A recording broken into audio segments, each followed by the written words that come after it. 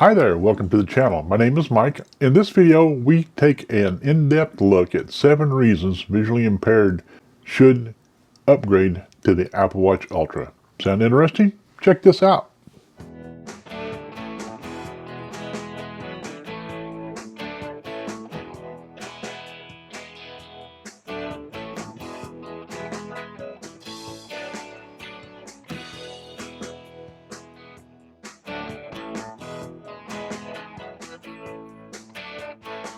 If you're new to the channel, consider subscribing. You enjoy the content, you find it useful, go ahead and give us a thumbs up. You have any questions about the stuff that we talk about today, please use the comment section down below. Ask your question, make a comment, share some information, that's all good. In addition to that, the description box is where I'll have some links to some Apple Watches and other things. In addition to that, we'll throw a link or two that's an Amazon affiliate link for some of the items that we talk about. You want to help the channel out, that'd be fantastic. And I'm going to do my best to take an in-depth look at 7 reasons why a visually impaired person should actually consider upgrading to the Apple Watch Ultra. I think you're going to find this interesting. Along the way, if you have questions, use the comment section.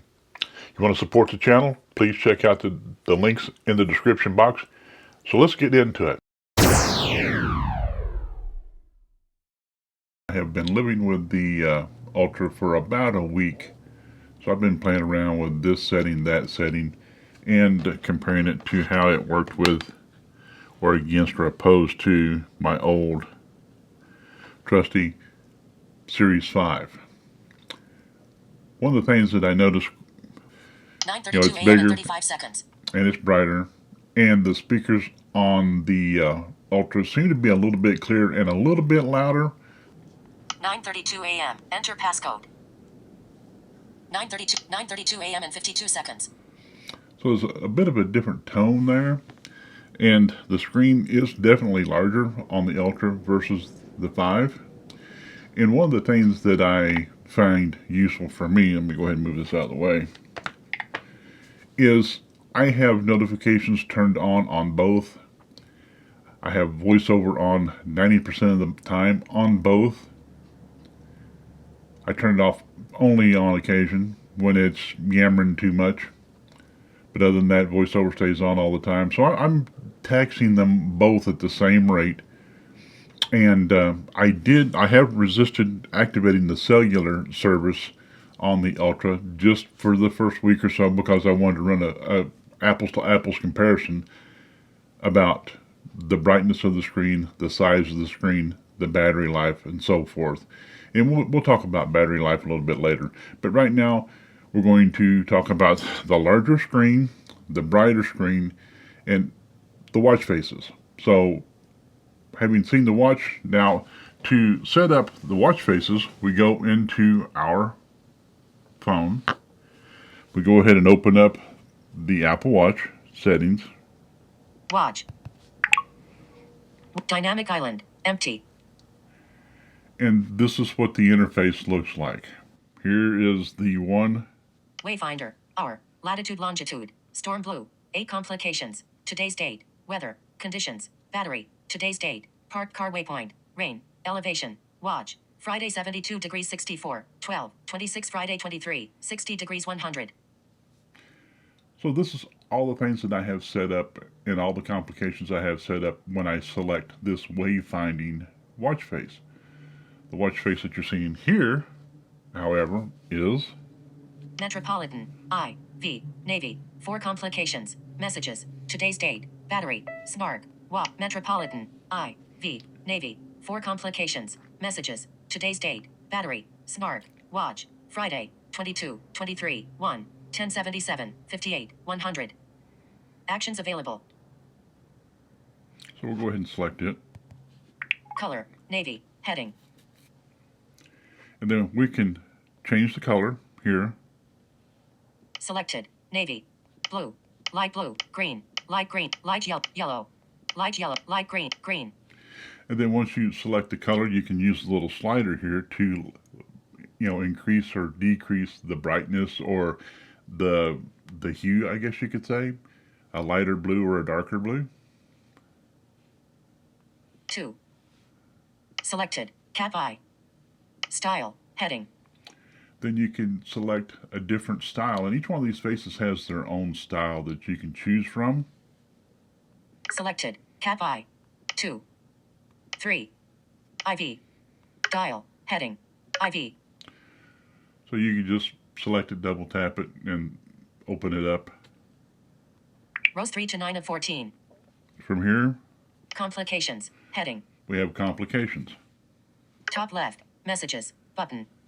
And you can go into this menu, Mail. and you can select from this menu what complication you want to be on the top right-hand corner, or left-hand corner, right here. No unread messages. For me, I've got messages. So you can either touch it and it'll say it, and once you're at the top left-hand corner, if I just swipe from left to right, 9:36 a.m. and 43 seconds. Battery. 50 degrees. So windy. 9:36 a.m. Thursday. No unread messages. Thursday, February 9th. so you can scroll through all these different complications on the watch face, listen to voiceover, speak them. You hear the one you like or the one you want more information on, you just double tap the screen.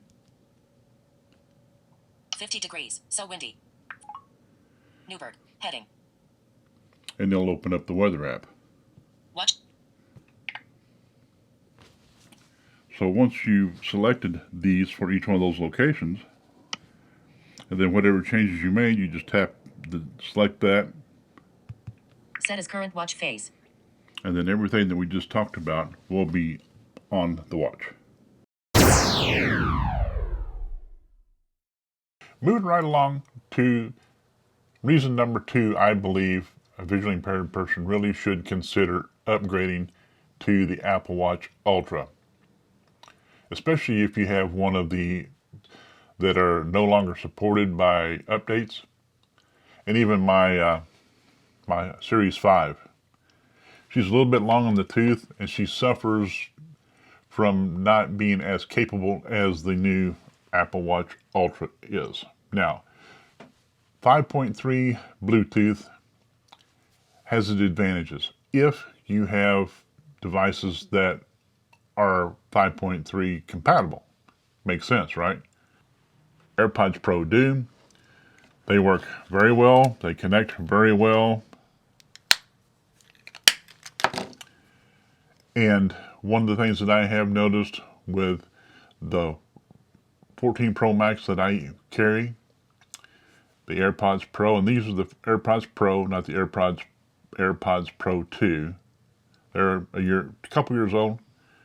And the Apple Watch Ultra is, they connect and they stay connected better than with the Series 5. And when I am out and about and I'm using voiceover and I'm getting messages or something like, anything communication wise that I don't want everybody in the free world to hear, I have one of my AirPods in my ears so I can answer phone calls and take messages and stuff like that, or send and receive messages. The 5.3 Bluetooth is better only if you have capable devices on your network that are all compatible with the 5.3 Bluetooth. Any questions, comments, suggestions? Please use the comment section down below. Now, we say we get into number 3. Reason number 3.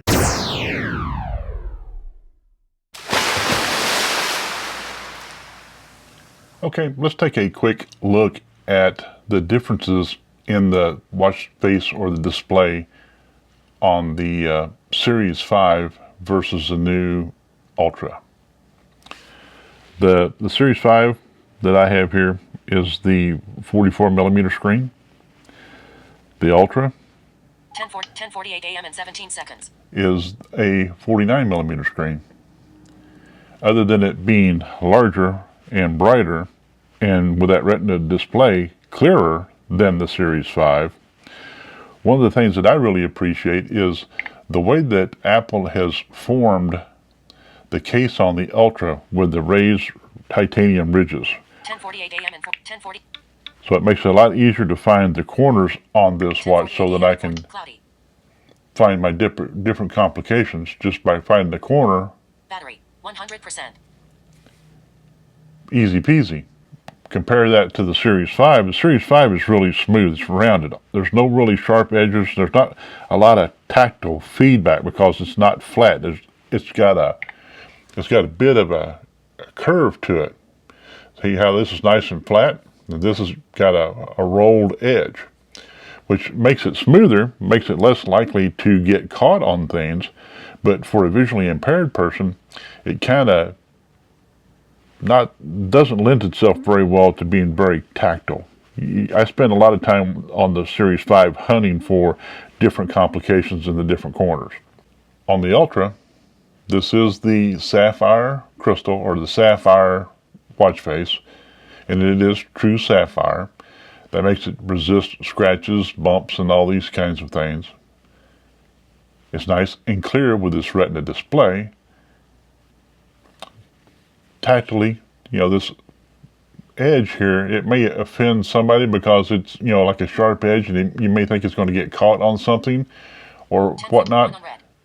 But I've been living with this thing for 2 weeks, and I have yet to really find that to be much of an issue. I've slept with it. I've showered with it. I've, just lived with this watch for the past couple of weeks. And I've really learned to appreciate all the different functionality and the face. So to set that up, let's just go into settings for a minute. Display and brightness. Display and brightness. And this is where you can make the screen brighter or dimmer. Or you can even use Siri for that matter. You can say, set watch face to 50% brightness. Okay, I made the screen brighter. And 50%. Adjustable. Swipe up or down with one finger to adjust the value. So in addition to using Siri, you can just touch it to select it. 49%, 48%, 47%, 46%, 45%, 44%, 43%, 42%, 41%, 40%. And make it really granular. Or back button. Appearance. Heading. High. Adjustable. Swipe. High. Adjust. Medium. Low. So just low, medium, and high right here. Medium. High. So that looks pretty good.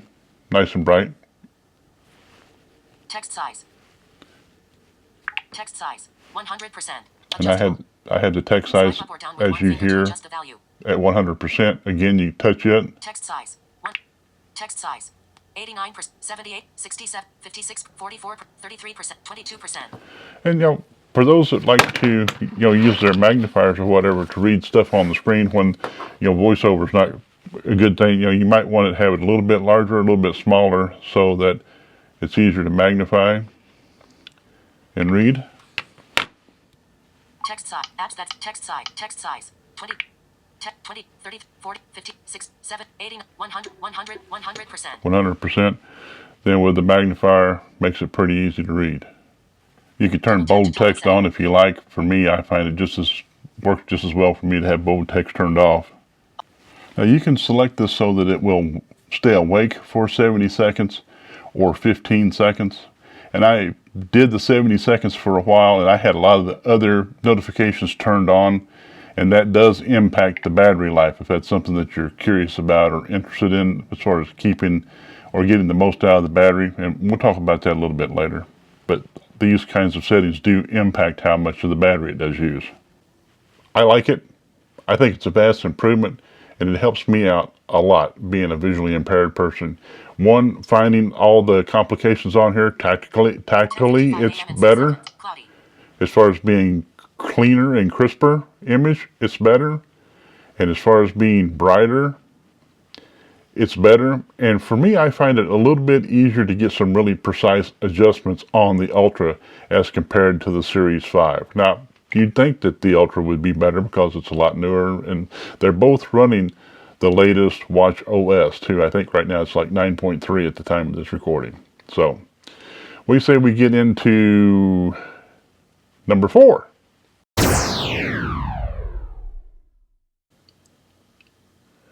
Reason number 4, a visually impaired person should consider upgrading to the Apple Watch Ultra. speakers and microphones have been improved on the Ultra versus the older series Apple Watches, especially the Series 5. If you can look real close right here, let me see if I can get my little pointer here. Right there is a little hole, and that is the only speaker, or excuse me, the only microphone on the Series 5. When you turn it over on the opposite side, and there are these little slits here.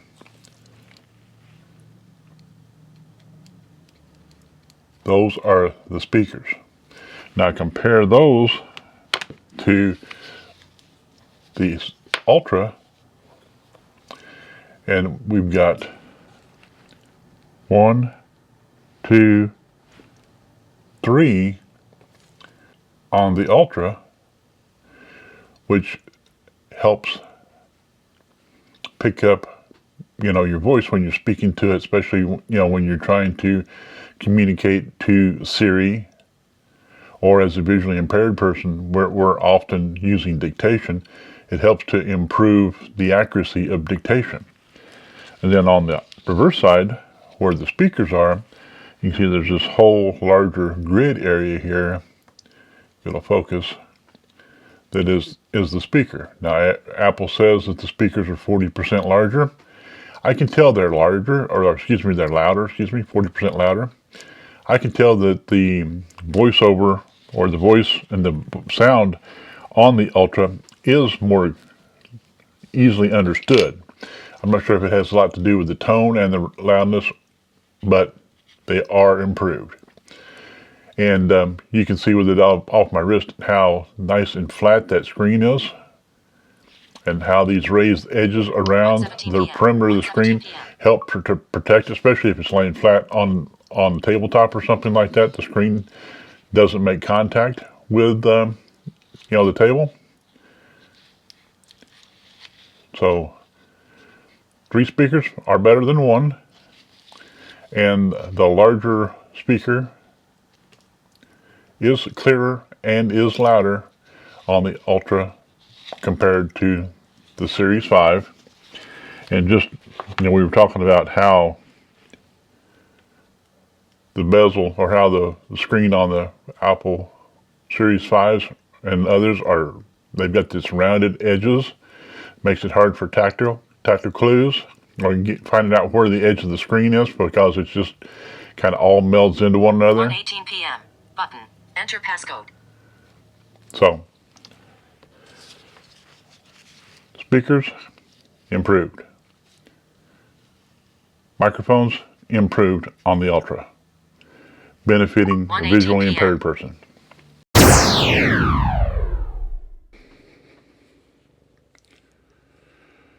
Hey, welcome to the Legally Blind Geek YouTube channel. Glad you could stick around and watch the video on the 7 reasons why I believe a visually impaired person would benefit by upgrading to the Apple Watch Ultra. So number 5 on our list is the battery capacity. Now, I have been living with the Ultra for about 2 weeks. And I started out with just Wi-Fi and Bluetooth, no cellular. I went in and turned all the notifications on and stuff like that. Voiceover on, everything wide open, volume wide open, full brightness, and all that good stuff. And what I noticed was using it as kind of like the standalone device, sending and receiving text messages, making phone calls and things like that. Even watched a YouTube video or 2 on my Ultra. The battery holds up for about a day. So then if I went ahead and I went back in and I adjusted everything like I would normally use it, like I was accustomed to using my Series 5, modified the notifications, kept the always on display on, kept the volume at 100% thereabout, and brightness 100% thereabout, and turned off a lot of the nonsense, a lot of the notifications that I really didn't need to have being made aware of all the time, like the blood oxygen sensors and temperature and all this kind of stuff. So now, just a routine, normal, using the Apple Watch Ultra as my talking watch, smartwatch, I get a little over 3 days. This morning would have been a little more than 3 days. It'd have been probably closer to 80 hours, and it was still right at 9% battery life before I put it on the charger. From my own personal experience, using it like I normally would, 3 days is not hard at all. Now, if you're going to use it as a standalone device, making phone calls, texts, emails, watch some YouTube TV, YouTube videos, and that kind of thing, you're going to be hard-pressed to get a full day out of it. But that's stressing it to the max. And let's face it, for the most part, we're not going to be watching YouTube videos or television on our watch. We may be making text messages, but we're not going to be needing to be notified about everything. News and all this kind of stuff. If you do, it will do it. It's very capable of doing it.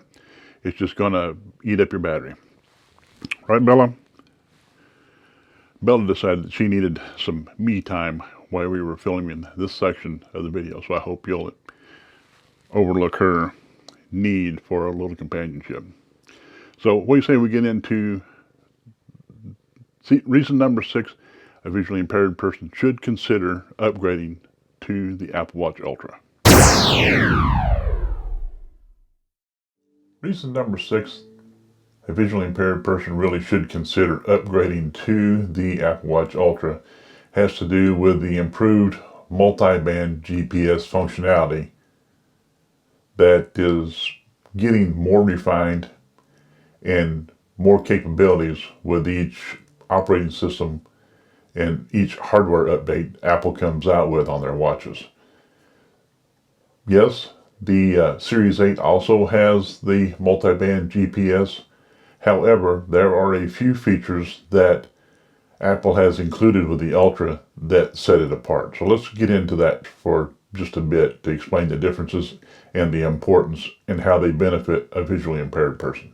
One of the features that the Ultra has that the Series 8 doesn't have, that complements the improved GPS functionality, is the Wayfinder watch face. 10:31 a.m. and 4 seconds. Wayfinder, page 1 of 2. 10:31 a.m. and 6 seconds.